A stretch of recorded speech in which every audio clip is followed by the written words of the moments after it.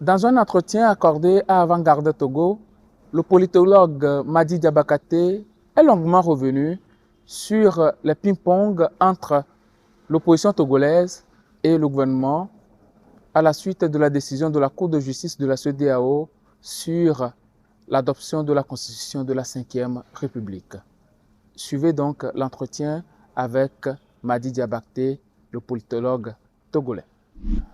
Monsieur Madi Diabakate, bonjour. Bonjour. Vous êtes politologue. C'est vrai que vous n'aimez pas trop quand on vous donne ce titre-là, mais c'est ce que vous êtes. Euh, bon, on assiste depuis quelque temps à un jeu de ping-pong, réponse contre réponse entre l'opposition togolaise et le gouvernement togolais suite au dernier arrêt de la Cour de justice de la CEDEAO. Premièrement, est-ce que c'est au gouvernement de répondre à la classe politique de l'opposition? Bon, disons que le gouvernement avait l'opportunité d'aller répondre à Abuja, sauf qu'il était absent. Et donc aujourd'hui, après la décision, il veut parler, alors qu'il avait l'opportunité de parler avant que la décision ne soit prise. Bon, il est dans son rôle qui est celui de défendre le choix pris par le parti UNIR de nous amener à la Ve République.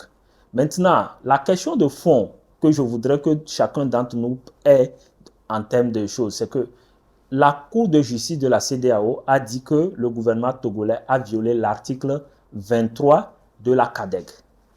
Est-ce que la sortie du gouvernement dit qu'elle n'a pas violé? Non.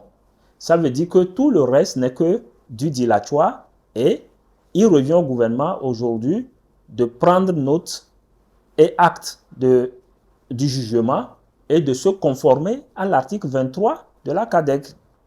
Comment est-ce que le gouvernement peut arriver à se conformer à l'article 23 de la CADEG quand on voit déjà la posture du gouvernement face à la Cour de justice de la CEDEAO, dont le gouvernement estime que c'est une cour incompétente Non, je pour se pense prononcer? que le contrôle de conventionnalité a été ce que la Cour de justice de la CEDEAO a fait. Mais le gouvernement, dans son dilatoire, veut dire que la Cour de justice de la CEDEAO a fait un contrôle de constitutionnalité, ce qui n'est pas la même chose. Secondo, aucune disposition en droit interne ne peut être contraire aux conventions internationales auxquelles le Togo est parti. Et c'est ce que la Cour a visé.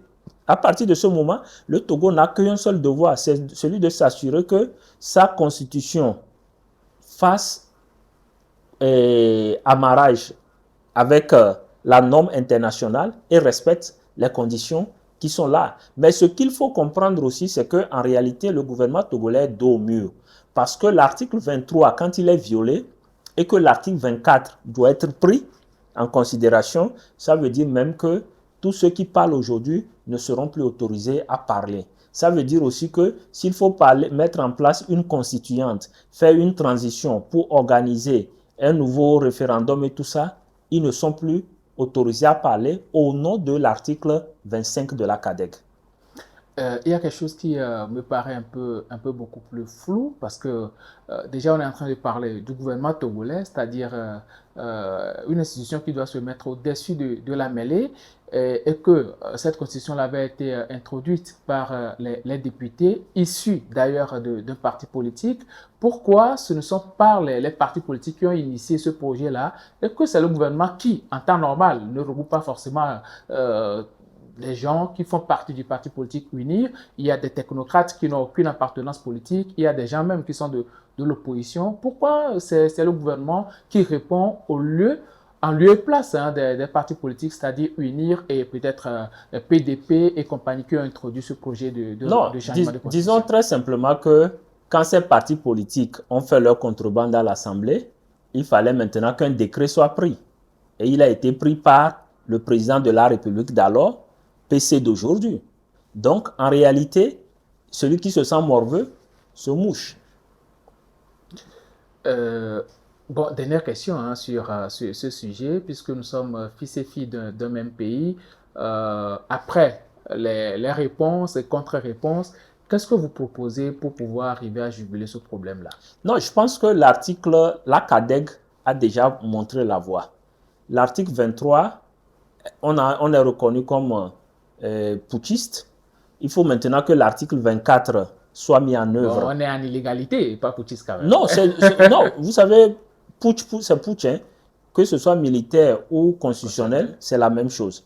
Donc, on doit saisir maintenant le Conseil de paix pour qu'il en tire les conséquences. Et l'article 25, après en avoir tiré les conséquences, c'est celui de dire que les putschistes ne peuvent plus être des personnes qu'on doit considérer pour dialoguer ou bien pour faire une sortie de crise avec. Et donc, c'est déjà là-bas. Moi, je ne veux pas aujourd'hui ramener mes émotions de Togolais et autres. Je veux respecter le droit international auquel le Togo fait partie. Et la CADEG nous a déjà montré la voie. Il faut la suivre. Merci, monsieur Diabaté, politologue. Merci.